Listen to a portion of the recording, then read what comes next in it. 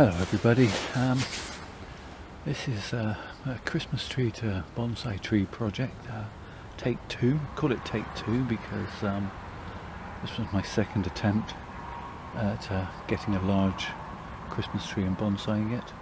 The last one, well, I killed it in the end, but it was never a strong tree to begin with, and I'm trying to take this a little slower with this tree.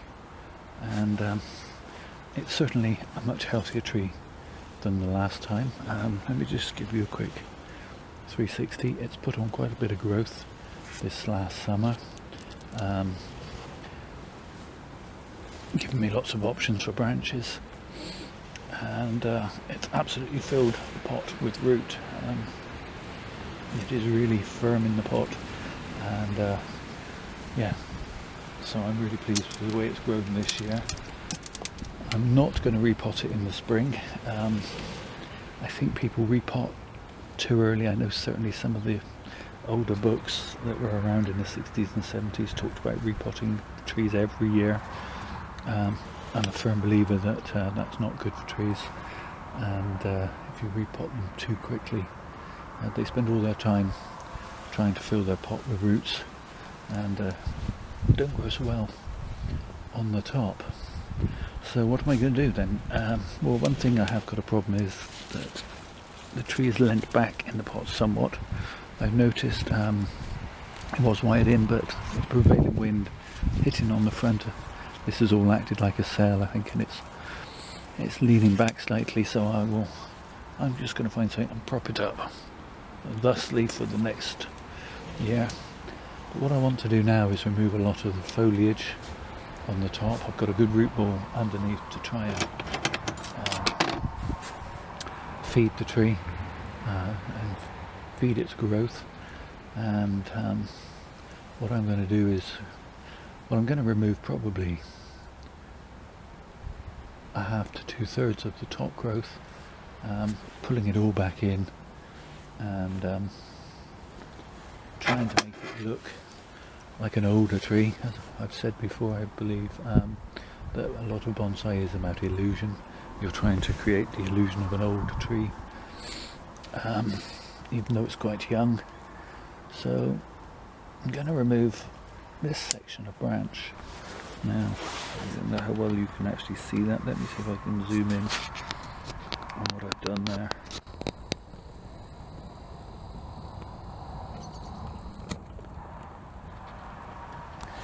Okay, so by removing this section, I'm removing a lot of growth, but I'm also leaving a lot of living growth on this branch, but it's also giving it some taper, some movement, and without wiring, bringing the branch down in plane. So I don't like this one crossing here. This I'm going to just chop back some of these lower branches that I'm no longer required for helping the tree to recover from its first potting. So I'm going to go round. I don't want this branch. I'm going to leave a stub to use maybe as a gin, but the rest of it can go. And some of this thin, really, stuff down at the bottom can just come straight off.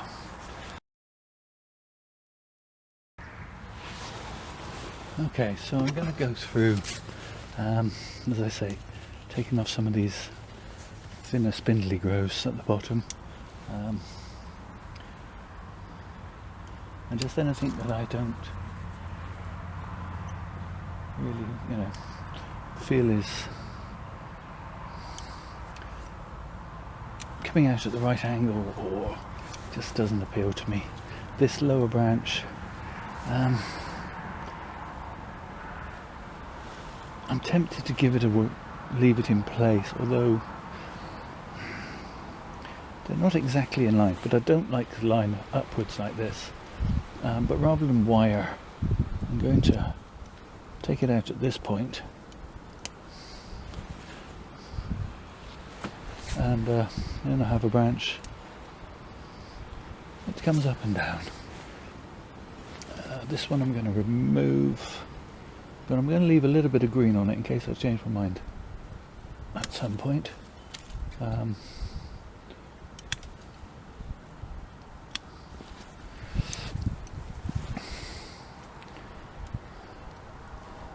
Yeah, so I have two branches on this side, one on this side. I'm going to remove the higher one.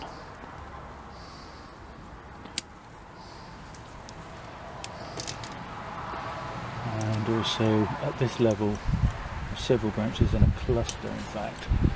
So I'm going to remove this one at the back. It's really quite hard to see what you're doing. And it's crowded better. Okay, I'm going to shorten back these back branches as well.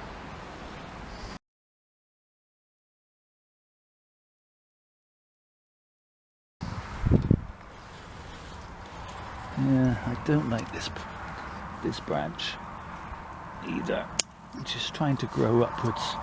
So I'm going to lose that in its entirety, right back to the trunk line.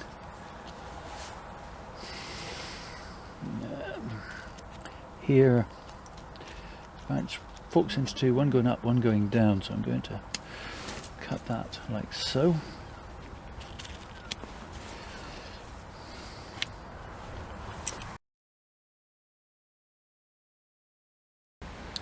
But yeah, just working my way around where I have lots of branches in a cluster,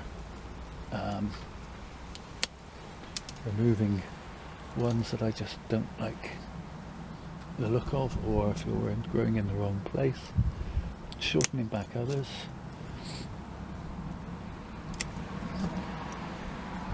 With this Norway spruce, they will back bud anywhere where there are needles left. So I can actually see new buds waiting to break in certain places. See if I can.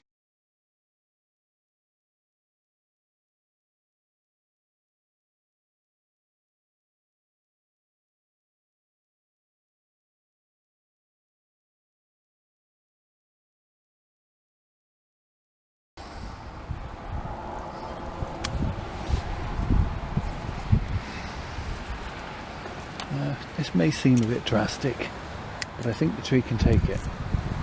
If not, well, you know, there'll be a video saying the tree didn't make it.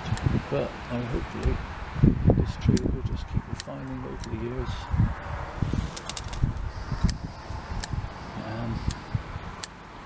I'm just chopping it back.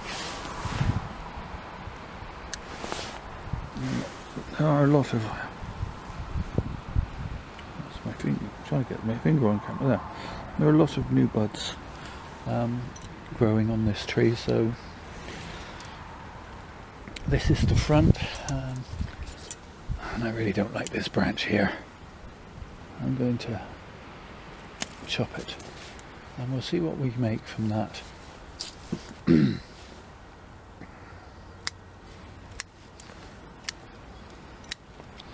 Okay, so that's pretty much what I'm going to do to this tree. I haven't really looked at the apex yet. Let me just move the camera up. Let's show you the apex. Okay, so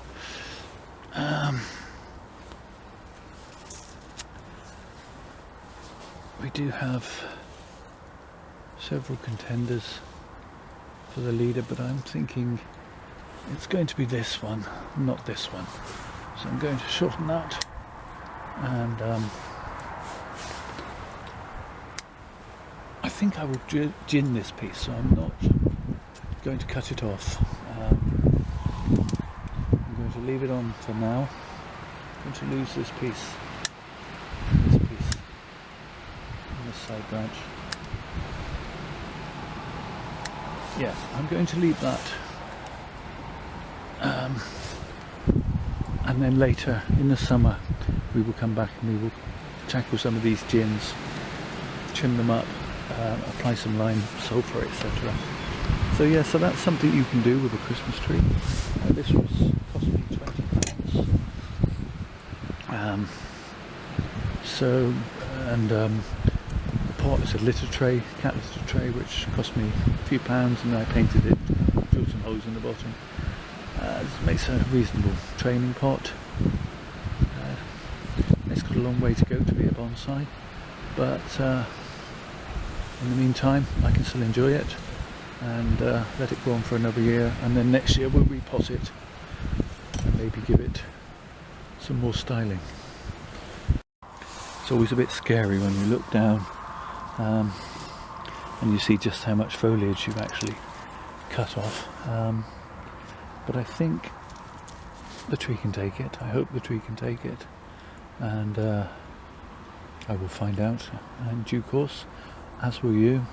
If you'd care to subscribe and follow along, for good or ill, if you look on the playlist you'll see that this tree's predecessor didn't make it, and it's documented as such. I don't believe in only showing you the grand bits of the hobby when everything goes right. I do like to show you when it goes wrong as well. So I have some other trees that were once Christmas trees that didn't even cost this much. I think they were a couple of pounds each, £2 or £3 after Christmas. So I'll get those and we'll have a quick look at them.